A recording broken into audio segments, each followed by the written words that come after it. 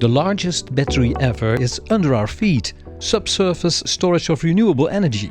So it goes inside and then I see. So over here we have the microchip. Therefore here at TU Delft researchers are investigating the Earth as a storage facility. So we are trying to come up with our simulation what are the best operating conditions to make sure it is safe to store.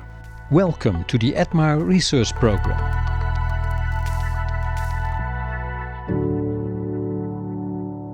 But first, why should we rely on the process of so-called power to gas? Why do we need molecules to store renewable energy? To solve the challenge of renewable energy storage, we cannot only rely on electrical-based batteries. Electric-based batteries would cover the range of around 100 kilowatt-hour. For the country Netherlands, we need 800 terawatt-hour of energy, which would be equivalent to 8 billion of these electric-based batteries. That's why we look into alternative options, especially hydrogen, which allows us to store large-scale terawatt-hour of energy. In order for hydrogen to be used on a massive scale, there's one major issue that needs to be addressed. Giant spaces are required to store the gas, but where do we find them? Reservoirs, geological reservoirs or solution mine caverns are actually beneath our feet. And you can see there are plenty of opportunities in the North Sea area to develop them further. We have a few already operational, but more to scale up to allow hydrogen economy to be fully deployed. So we will envision plenty of them to be developed below the North Sea and also onshore and offshore as well. Porous rocks, depleted gas reservoirs, and also salt caverns here. So there will be a lot of options to exploit for green hydrogen storage. To fully understand, we must literally dive deeper into the matter and try to visualize this. Imagine a whole chain from green hydrogen production to transport to consumption. On our seas and oceans, many thousands of wind turbines generate green electricity, which will be converted to green hydrogen with these huge electrolyzers. The green hydrogen can be stored in large quantities in depleted gas reservoirs and salt caverns. With our research team, we study how we can store this hydrogen in a safe and efficient way in these reservoirs. That's why today we are invited in the ADMIRE Hydrogen Lab at the Department of Geoscience and Engineering at TU Delft. So we carried out experiments in the lab, and one of the things that we look at is how hydrogen and water and rock interact with each other. Depleted gas reservoirs in fact are filled with porous rock, sandstone that behaves like a sponge when hydrogen over and over is pushed into it and pumped out. So this is the exact same rock core that we have inside this core holder right now. So this is a berea sandstone. So here you can see that that's a porous rock. So we start with 100% water, and then we slowly increase the amount of hydrogen that we injecting through this core. At every stage we take scans with the medical CT scanner, and we visualize where the hydrogen is in this rock core. So we look how easy it is for hydrogen to flow through the reservoir. And what we found with our research is that the hydrogen brine rock system is water wet, which means that it will be easy for hydrogen to flow through this reservoir, which is good because that means that it's easy to inject, but also easy to get the hydrogen out of the reservoir again.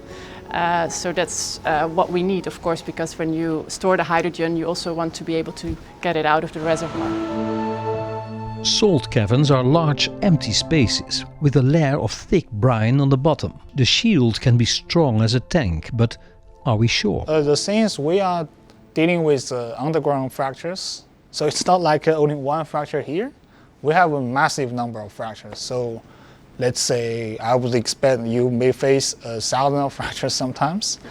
And now you want to know how these 1,000 fractures would propagate. My main research topic is trying to understand the effect of cyclic loading of hydrogen in the subsurface. So I'm trying to see the geomechanical perspective of it, trying to see what happens if there is certain operating conditions we choose, and then we are trying to avoid, let's say, seismicity or fractures, propagation of fractures growth.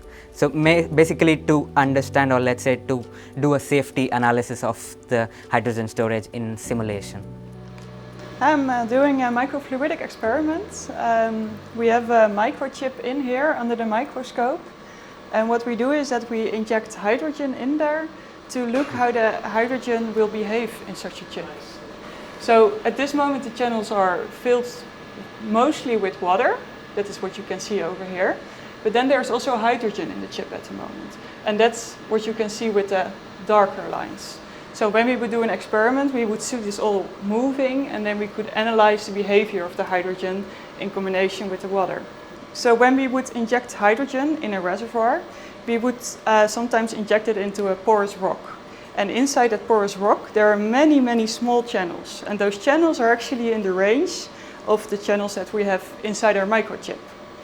So we need to know how the hydrogen will move through that reservoir. And to get to know that behavior, we have these chips, and we can see the behavior in different types of channel widths.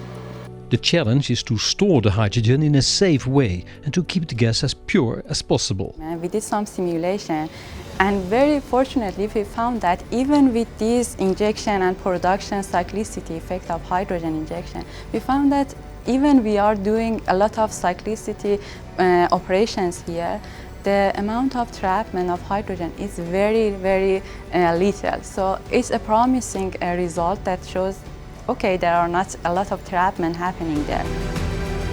Actually, I'm so happy because what we are doing here is, I can say, is one of the first experimental work in the world for hydrogen. So I'm completely proud of that. Because when we are filling the gap of our knowledge to this energy transition, every step, every thing that we can do is helpful.